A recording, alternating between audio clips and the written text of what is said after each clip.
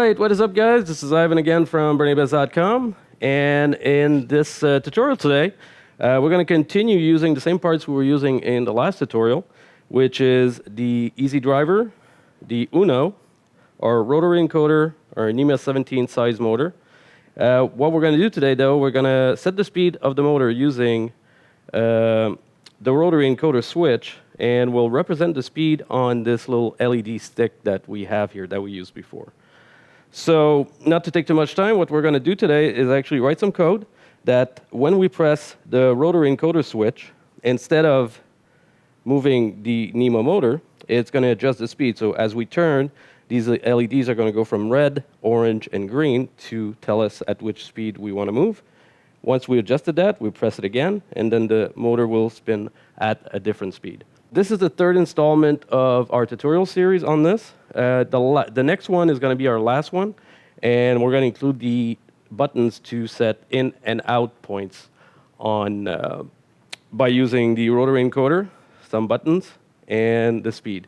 So basically, once our in and out are set, we'll be able to travel between them at the speed that we actually selected beforehand.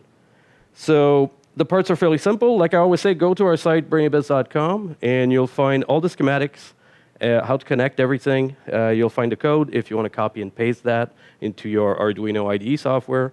And also, we sell all these parts that you guys can buy from our store to encourage us. So we're going to cut here. We're going to go see the bit of code that we changed to actually control the LEDs and the change that we did to when we pressed the switch. And then we'll come back and test it out right here. So let's go take a look, and we'll be right back. All right, guys, so here we're on the code. It's going to be a lot similar to what we've seen before. We're just adding a couple things to have the Rotary Encoder switch actually switch between setting the speed and moving the motor. So the first thing we need, of course, is the including the fast LED library. That's to light up the RGB WS2812 RGB stick. So we're including that at the top.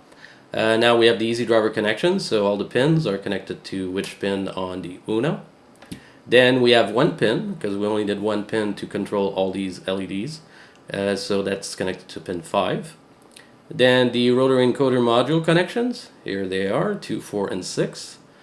And then we have to define the number of LEDs that we want to control. So our stick has 8 LEDs, so we put that to 8.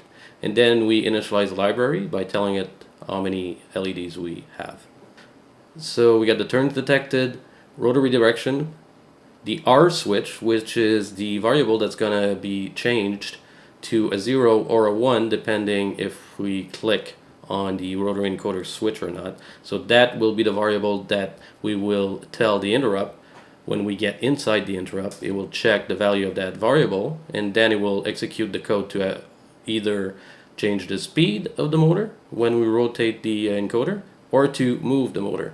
So that's the switch. That's a different one here that we didn't use before.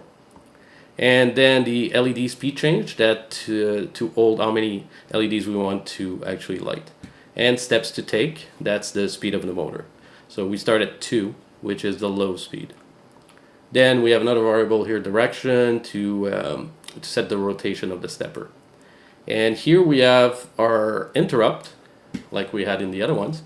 So this will get executed when we rotate the Rotary Encoder. So I put the delay to 10. You need to experiment, with bigger or smaller delays to actually debounce the Rotary Encoder. In this instance, 10 was working pretty good. So here we check if the R switch is equal to 1. If it is equal to 1, that means we click the Rotary Encoder. So we will execute this code here to actually set the speed of the motor. And let speed change equal true, so that when we get out the interrupt, it will check for that variable if it is true, and then set the LED accordingly, depending on where it is. Else, that means that we clicked the Rotary Encoder, and the R switch went back to 0. So that means now when we're in the interrupt, we're going to move the motor. And that is the same code that we used in other prior tutorials. Then we have our setup. Now the setup, we have the fast LED to set up the fast LED library. So these are the values that we're using for that. and then we do a fast LED.clear to make sure no LEDs are lit at the beginning. Then we light up the starting LEDs. Since we're starting up at the lowest value, we only want to light one of them. So we do a little loop here for x is equal to 0. As long as x is not equal to step to take minus 1, because at the beginning step to take is equal to 2, so we do minus 1, we increase the x to do a for loop here.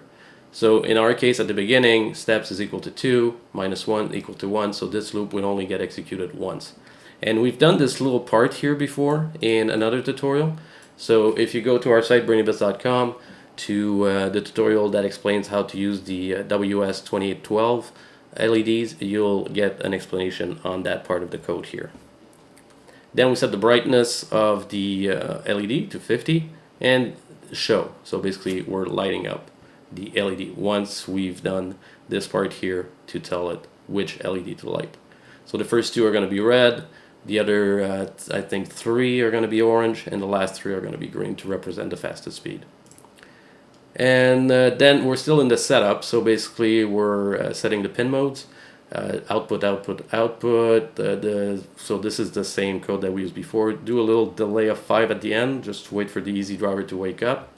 Then we configure the type of steps for Easy Driver. We're still using full steps by setting these pins to low. Then the pin mode, same thing here for the rotary encoder, they're all inputs, except the pin switch, the switch on the encoder is an input with pull up, so we're using the internal resistor of the Uno. And we attach the interrupt to the rotary encoder. So rotary detect, which is the interrupt we saw at the top there, will get called when we rotate the rotary encoder. And then we have our main loop. So this one is a little bit different here. So if digital read of the pin switch, which is the rotary encoder switch, if we click on it, first thing we do delay of 250. This works fairly well to debounce the switch.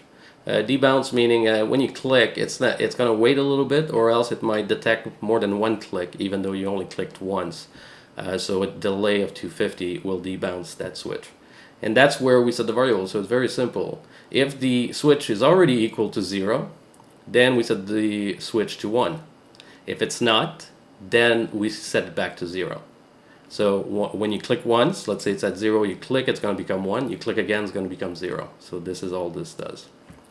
Now, this runs if the rotary encoder switch is pressed. If LED speed change, which is a variable that we set to true in the interrupt at the top, so if it is true, then the first thing we're going to do, we're going to set it to false, because we don't want it to repeat until we actually press the rotary encoder switch again. So first thing we do is set it to false. And then we decide which LEDs to light up. So we clear what's already lit up on the RGB stick, and then we do the same for loop, except the step to take -1 might be now set to 4 or 5 or 6. So this will tell it with this loop which LEDs to light. And the same thing, set brightness and the show. And this is run if the rotation is detected. So this is the same code that we used in prior tutorial to move the stepper motor. So the step to take this will set the speed of the motor.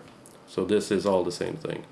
So if you want a better explanation on this part, just go and look at the prior tutorial that we have on YouTube, or go to our website, Brainy-Bits.com/tutorials, and you can find those prior tutorials here. So that's the code we're going to use today. So we're going to compile, make sure there's no errors, and then we're going to upload it to the Uno. So let's go check it out and see what happens.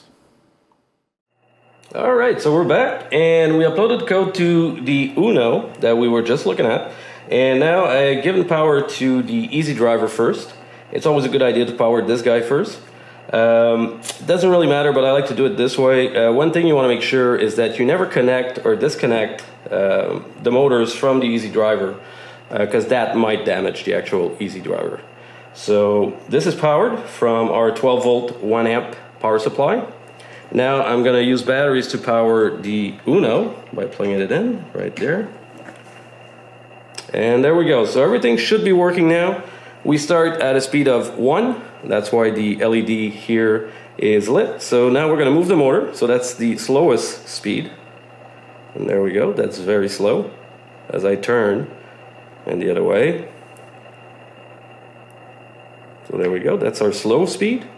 Now I'm going to click, and now when I move, it's lighting up LEDs and not moving the NEMA, because now it's in the loop, and by pushing it down on the rotary switch, we change that variable to 1, meaning we want to adjust the speed and not turn the motor.